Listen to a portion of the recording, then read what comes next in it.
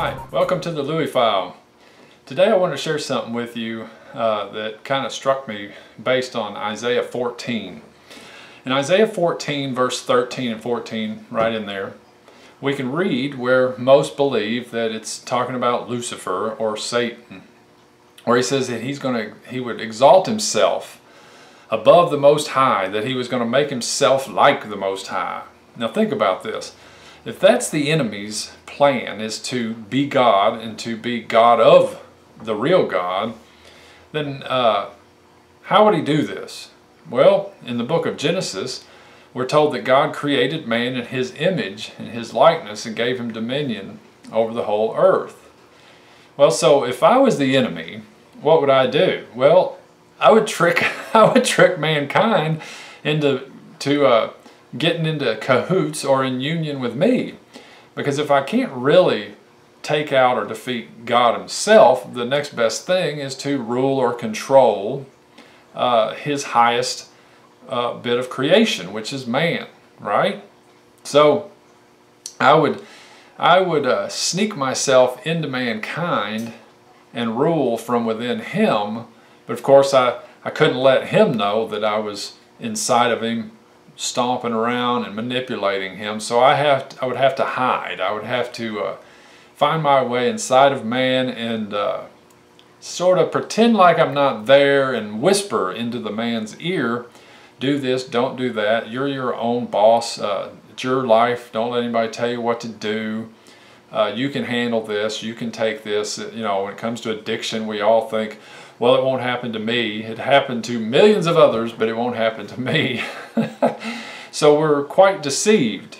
You know, according to Ephesians chapter 2, it says that we all were dead in our trespasses and sins, and the way we used to walk according to the course of this world, according to the prince of the power of the air, right?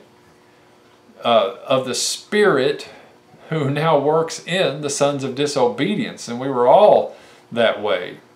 So the implication here is that there was a satanic spirit that infiltrated man, and it takes hearing the gospel, but generally we have to be softened up by tragedy. We have to be backed into a corner or come up against something that we can't overcome or conquer in order for us to come to the conclusion, you know what, I'm not God, because the satanic mind of thinking that he is God has so joined to ours in the fall that we are thinking like him and thinking his thoughts, and he's operating us and we don't even know it.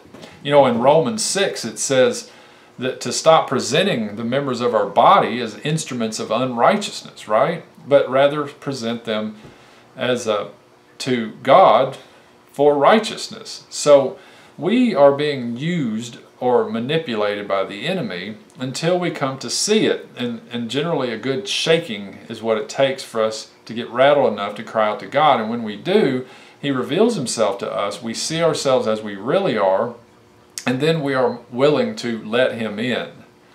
Now that doesn't mean that when he comes in we can't be tempted and or fall again into sin, but we become a little quicker in catching it. That's what I think. Jesus said in John 10 that he's the good shepherd and his sheep hear his voice and they won't follow the voice of a stranger. So once we are joined to Christ in his death, burial, and resurrection, as in Romans 6, then seems like in Romans 7, Paul says we attempt to keep the law again. It's like we actually are deceived into thinking that we can now keep the law.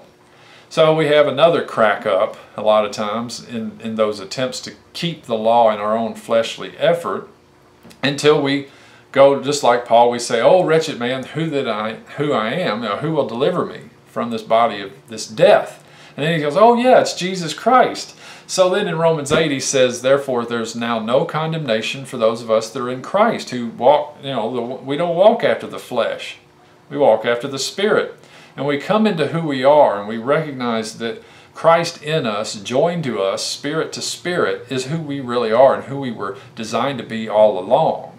God's plan was to create man in his image and to put his spirit, to move into us as his temple. And then now, the rest of our lives as a believer and as Christ indwelt humanity, we are walking around trying to learn what it means to hear his voice and allow him to do what he wants to do in us, and learning how to recognize the voice of the enemy and saying no to him. So that's what I would do. If I was the enemy, I would sneak into mankind and operate him without him knowing it. You know, Jesus said the devil was the father of lies, so he's really good at it. So my prayer for you is that you learn to hear the voice of the shepherd, the good shepherd, and that you learn to say no to that old boss. And stop trying to be like God.